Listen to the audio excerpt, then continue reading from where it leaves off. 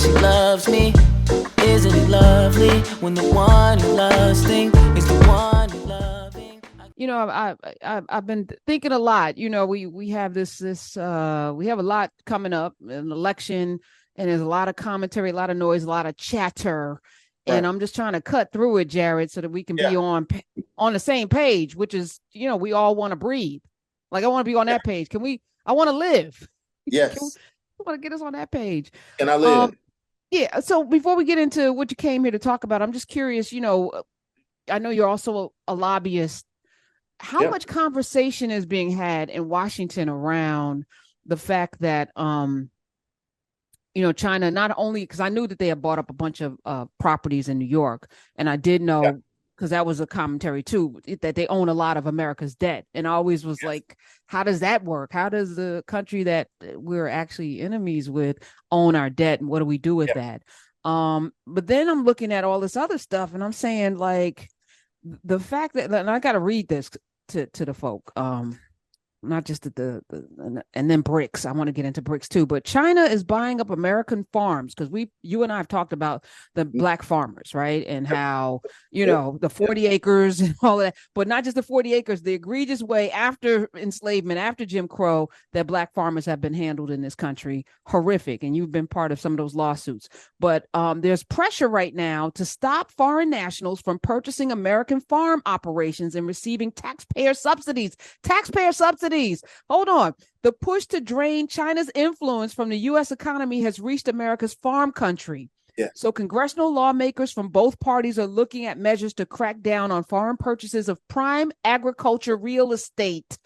House lawmakers recently advanced legislation that, in effect, is a warning that China's presence in America's food system poses a national security risk. It does. And we're not talking about it. Hold on. Let me just get to the firms have expanded. So wait, there's a call. They bought this land.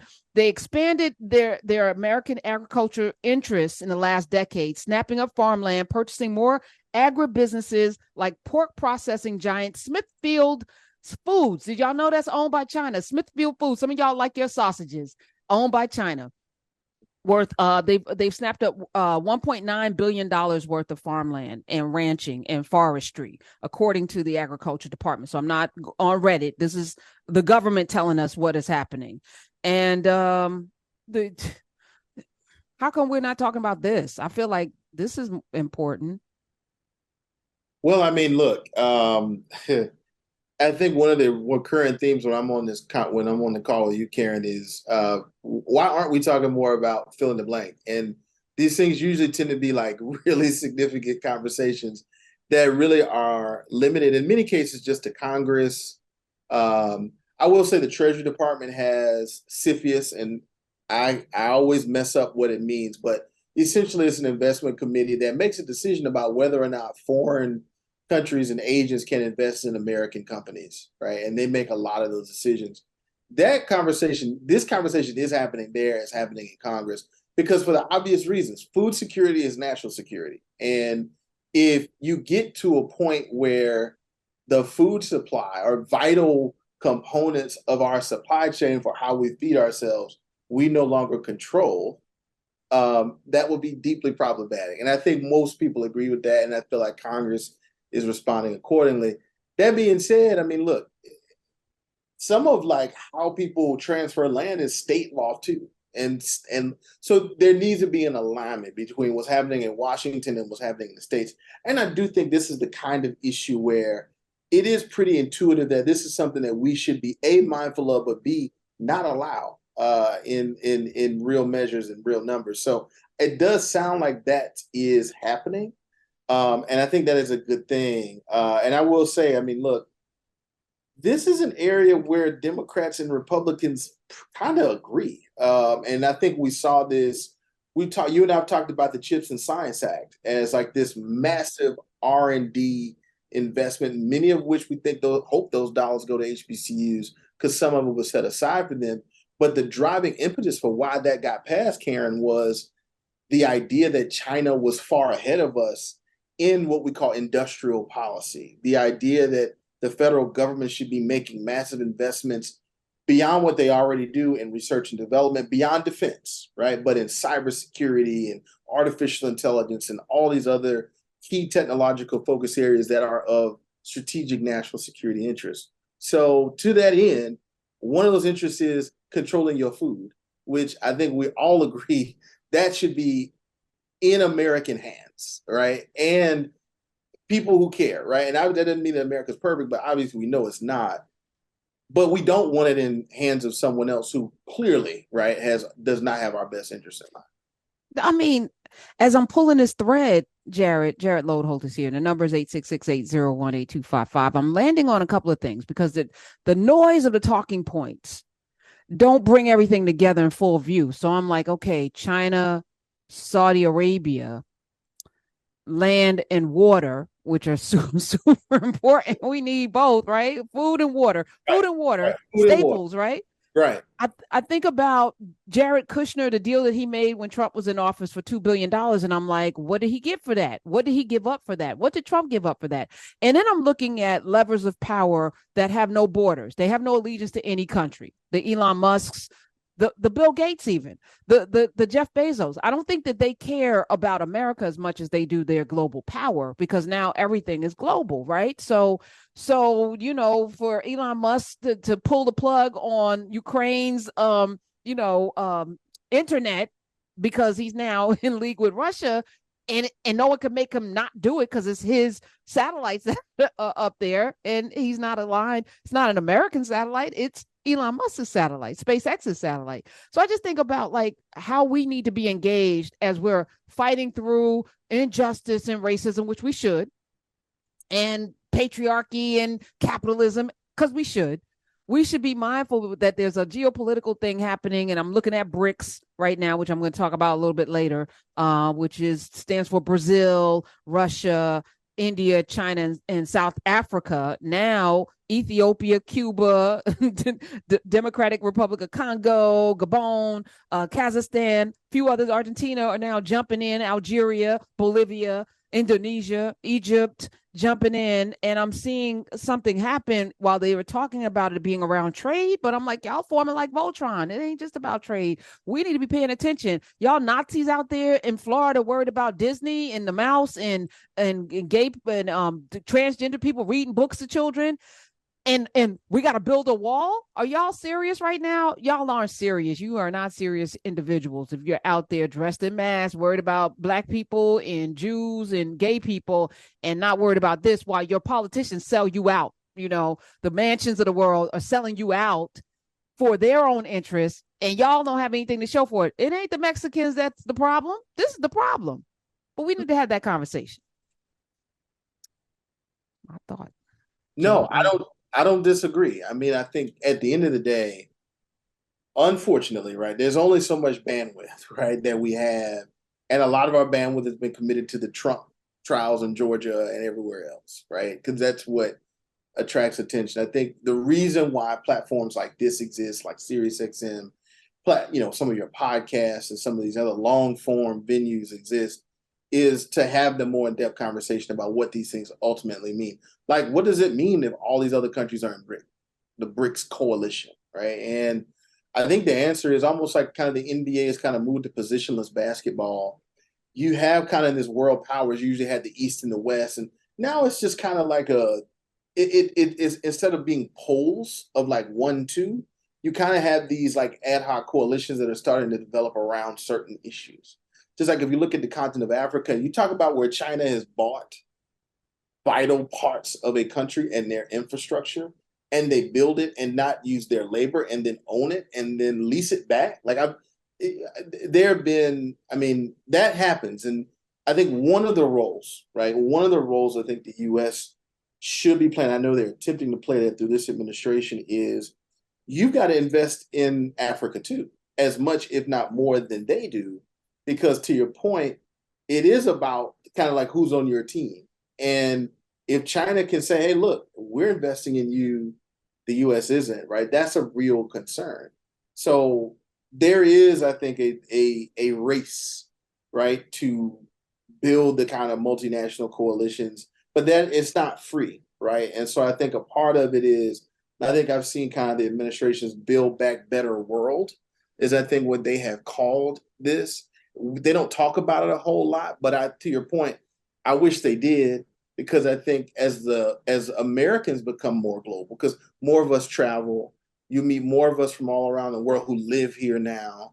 And you have many of us who have families, their wife or husband's not American. Like that's very common now. Ways that when I was growing up, your mom is from Georgia, your dad is from Tennessee, but that's not the case anymore. Like you see mixed families, so to speak.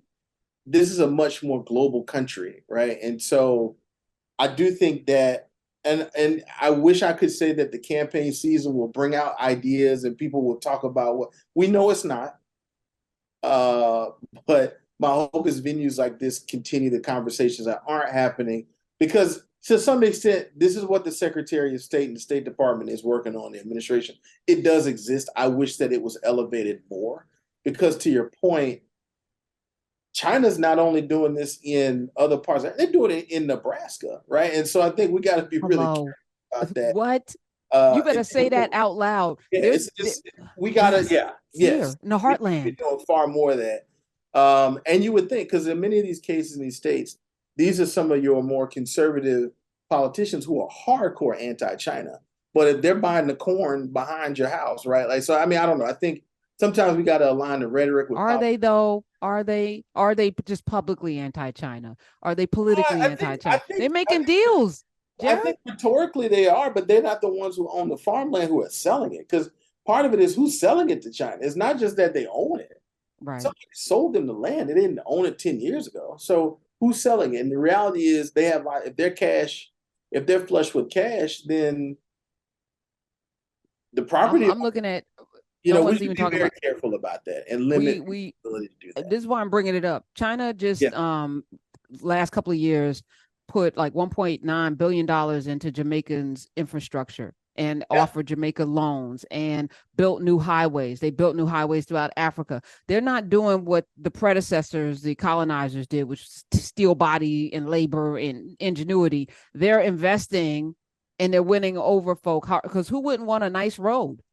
Who wouldn't want a school? Who wouldn't want a hospital and infrastructure and water and sewer waterways and all that? In exchange, they're ubiquitously, quietly as well, land is power. Land is power. Yeah, it is. It is. And to your point, I hope we never get to the point where you got some cash-strapped communities in the U.S. who are like, you know what? We do need money for a new water system. And we're not getting enough money from our state or from EPA or from Washington. We need a new water system one way or the other. Maybe we get this loan from Shanghai, right? Now, obviously, that's not happening, but we should make it such that that does not even become an attractive option because we're investing in our own infrastructure, which I think the president's infrastructure bill is the first step in the right direction and what I hope will be far more sustained investment in our pipes, our roads, our bridges, our broadband, our electric grids. Because I mean, I can think of a million things that I do not want other people having access to. We call them critical infrastructure. Our electric grids are another one, right? Where imagine that. I'm sorry, Jarrod. Why isn't this the narrative, right? It's this left-right politics BS. It's all of it. We all need air, water, electricity and broadband. We all need it. And there's no Republican way to do that or Democratic way to do that. And if the Biden administration is doing that, this every day should be the gong being banged. They are, to your point, they are, right? And there are billions of dollars now that are going out of the door to help utility companies secure their grids.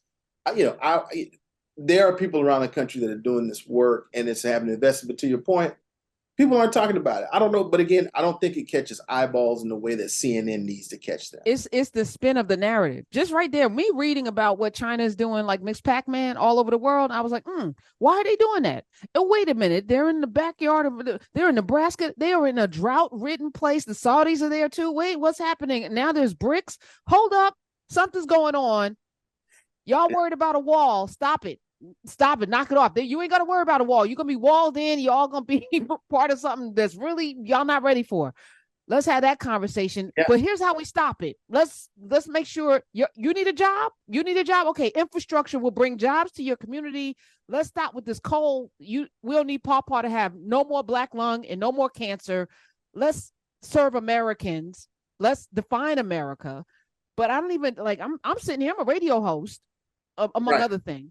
But I'm like, I don't hear any of this kind of narrative, this storytelling, which is super important for people that lack imagination. They need to have it. And you can't just assume. I had a class today, and my student, one of my students was like, well, I didn't like the podcast you assigned because everyone knows that Black people are the backbone of music. And I was like, everyone doesn't know that.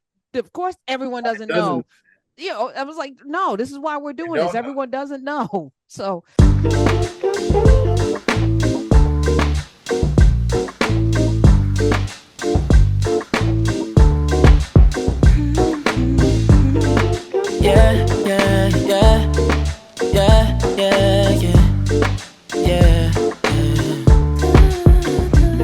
I run my fingers through her hair as she smiles and says that she loves me.